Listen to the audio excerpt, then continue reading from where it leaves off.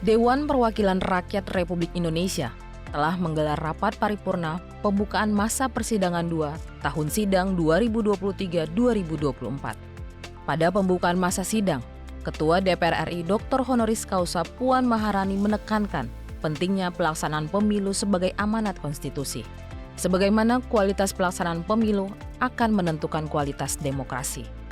Melalui pemilu, rakyat dapat menilai, mengevaluasi, maupun memperbaharui mandat pemerintahan Indonesia. Diperlukan pelaksanaan pemilu yang berkualitas, dibutuhkan partai politik, peserta pemilu yang semakin maju dalam mengartikulasikan kepentingan rakyat dan senantiasa memegang teguh komitmennya untuk menjaga dan mengawal ideologi bangsa dan memperkokoh persatuan bangsa. Menjaga mandat pemilu artinya menjaga mandat demokrasi. Dalam interupsinya di rapat paripurna, anggota Badan Legislasi Masinton Pasaribu mengkritisi keputusan Mahkamah Konstitusi terkait calon presiden dan wakil presiden. Aturan itu dinilai mencoreng mandat demokrasi di Indonesia.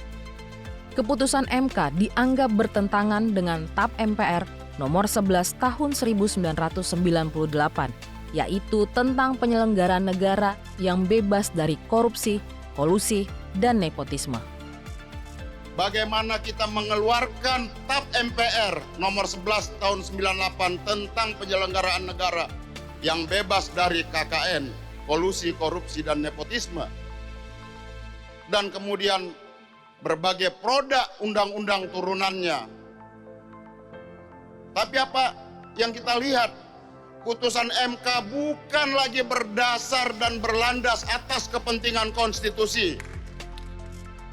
Tak hanya itu, suara pembelaan terhadap Palestina turut digaungkan Ketua DPR RI pada sidang ini. Bahkan sejumlah anggota Dewan mengenakan syal Palestina sebagai bentuk solidaritas. Bagaimana tidak, lebih dari 8.000 warga Palestina menjadi korban keganasan perang antara Israel dengan kelompok militan Hamas, di mana 66% dari korban itu merupakan perempuan dan anak-anak.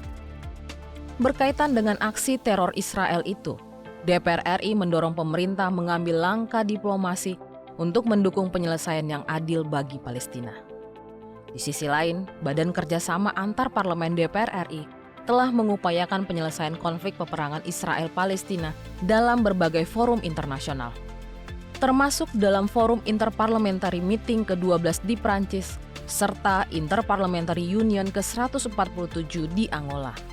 Lebih lanjut, anggota Badan Legislasi Ledia Hanifah menyarankan adanya rekomendasi dari Kementerian Luar Negeri Indonesia untuk memastikan penyaluran bantuan sampai ke Palestina. Kami mengingatkan rakyat Indonesia, kita punya hutang sejarah terhadap Palestina ketika negara Belanda pada saat itu masih ingin menjajah kembali Indonesia. Justru Palestina dan sejumlah negara-negara di Asia Afrika memberikan pernyataan pengakuan atas kemerdekaan Indonesia. Satu-satunya negara peserta konferensi Asia Afrika 1955 yang belum merdeka sampai sekarang adalah Palestina. Karenanya kita berdasarkan konstitusi mendorong agar Palestina bisa mendapatkan kemerdekaannya.